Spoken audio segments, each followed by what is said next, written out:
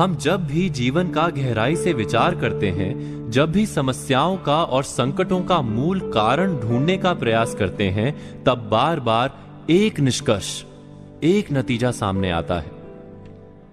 हमारी अधिकतर समस्याओं का कारण है आत्मविश्वास का ना होना। ईर्ष्या भी वहीं से जन्म लेती है, क्रोध भी, आलस भी और लालसा भी। आत्मविश्वास ही जीवन में सुख और सफलता प्राप्त करने की चाबी है। किंतु क्या हम आत्मविश्वास का अर्थ समझते हैं? कोई भी कार्य जब हमारे सामने आता है तो हम निश्चय करते हैं कि इस कार्य में हम अवश्य सफल होंगे। क्या यह आत्मविश्वास है?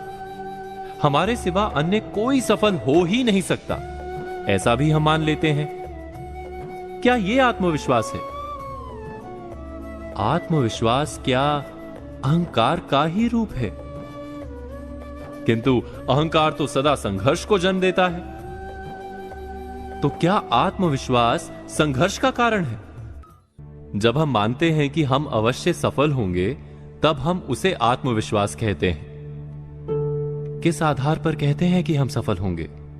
हमारे अनुभवों के आधार पर अथवा प्राप्त किए हुए ज्ञान के आधार पर?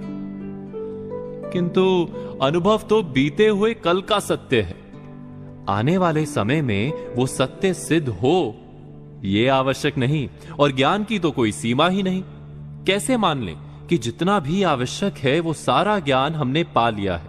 अर्थात आत्मविश्वास का आधार यदि अनुभव या ज्ञान है, तो वो आधार मिथ्या है।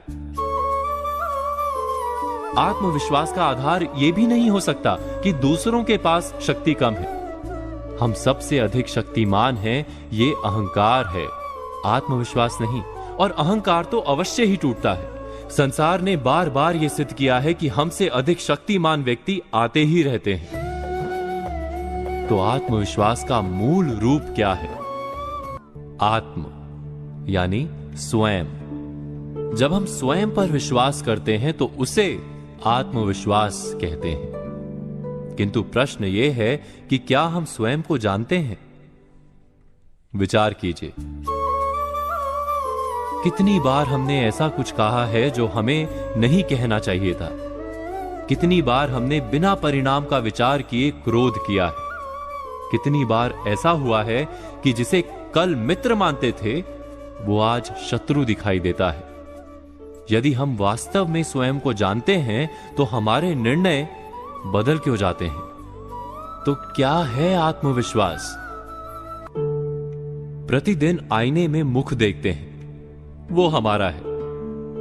किंतु उस मुख के पीछे जो मन है, उसका हमें कोई परिचय नहीं। गहराई से विचार करेंगे तो तुरंत आप जान पाएंगे कि आप तो वास्तव में दूसरों की दी हुई धारणाओं का मेल मात्र ही हैं। हम सदा वैसे ही जीते हैं और वैसा ही सोचते हैं जैसा समाज ने हमें सिखाया है। हमें वास्तव में स्वयं के विचारों का परिचय ही नहीं। आत्म अर्थात स्वयं को हम जानते ही नहीं। यही कारण है कि हमारे पास अहंकार तो है, पर आत्मविश्वास नहीं। वास्तव में आत्मविश्वास और कुछ भी नहीं, स्वयं का अपने मन और अपनी बुद्धि से परिचय करने का नाम है। विचार अवश्य कीजिएगा।